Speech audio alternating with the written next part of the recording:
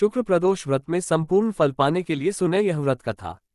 आज शुक्र प्रदोष व्रत है और इस व्रत में भगवान शिव और माता पार्वती के साथ ही उनके पूरे परिवार की पूजा करने से आपका व्रत सफल होता है।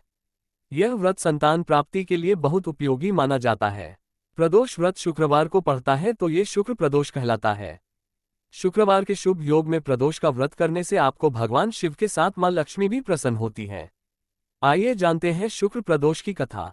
शुक्र प्रदोष व्रत कथा। सूत जी बोले, प्राचीन काल की बात है, एक नगर में 3 मित्र रहते थे। तीनों में ही घनिष्ठ मित्रता थी। उसमें एक राजा का बेटा, दूसरा ब्राह्मण पुत्र, तीसरा सेठ पुत्र था। राजकुमार व ब्राह्मण पुत्र का विवाह हो चुका था। सेठ पुत्र का विवाह के बाद गौना नहीं हुआ था। एक दिन तीनों मित्र आपस में स्त्रियों की चर्चा कर रहे थे। ब्राह्मण पुत्र ने नारियों की प्रशंसा करते हुए कहा, नारीहीन घर भूतों का डेरा होता है। सेठ पुत्र ने यह वचन सुनकर अपनी पत्नी लाने का तुरंत निश्चय किया। सेठ पुत्र अपने घर गया और अपने माता पिता को अपना निश्चय बताया।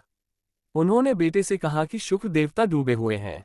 इन दिनों बहू बेटियों को उनके घर से विदा कराकर लाना शुभ नहीं, अतः शुक्रोदय के याद तुम अपनी पत्नी को विदा करा लाना। सेठ पुत्र अपनी जिद से टस से मज नहीं हुआ और अपनी ससुराल जा पहुंचा। सास ससुर को उसके इरादे का पता चला। उन्होंने उसको समझाने की कोशिश की किंतु वह नहीं माना, अतः उन्हें विवश हो अपनी कन्या को विदा करना पड़ा। ससुराल से विदा होकर पति पत्नी नगर से बाहर निकले ही थे कि उनकी बैलगाड़ी का पहिया टूट गया और एक बैल की टांग टूट गई। पत्नी को भी काफी चोट आए।